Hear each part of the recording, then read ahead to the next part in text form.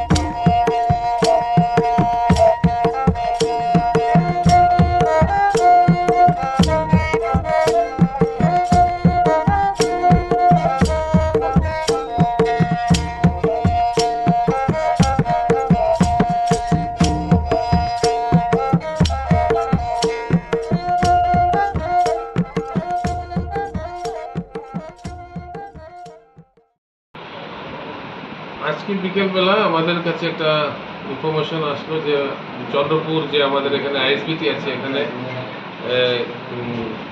দু তিনজন সন্দেহজনক লোকের গতিবিধি দেখা গেছে।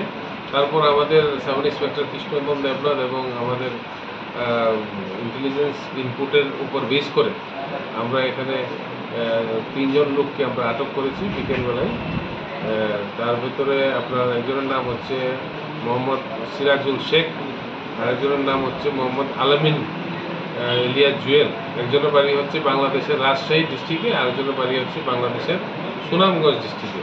আর তাদের সঙ্গে ওই আলামিনের সঙ্গে একজন মহিলাও ছিল, তার নাম হচ্ছে ফাতিমা বেগম, সেও ওই জায়গাতেই সুনামগঞ্জ ডিস্ট্রিক্ট বাংলাদেশ ওই জায়গাতে পারে। তারা অবৈধভাবে ভারতে প্রবেশ করেছিল এবং তাদের কাছে কোনো ধরনের ভ্যালিড ডকুমেন্ট ছিল না, তার জন্য আমরা তাদেরকে আটক করে আমরা যে প্রভিশনের দরকার সেই প্রভিশন অনুযায়ী লিগেল অ্যাকশন নেওয়া হবে। কি উদ্দেশ্যে তারা এসেছিল? তাদেরকে ইন্টারোগেশন করা হচ্ছে, ইন্টারোগেশন করলে পুরোটা বের হয়ে আসবে। সমস্ত জিনিসগুলি আমরা ইন্টারোগেশন করছি। মানে আপনাদের কাছে কোন পথ ধরে তারা ভারতে প্রবেশ করছেন? অবৈধ পথ ধরেই এসেছে, কিন্তু সমস্ত জিনিসগুলি আমরা ইনভেস্টিগেশন করার পর তাদেরকে ইন্টারোগেশন করার পরে বেরিয়ে আসবে। কোন দিকে যাওয়ার উদ্দেশ্য ছিল তাদের?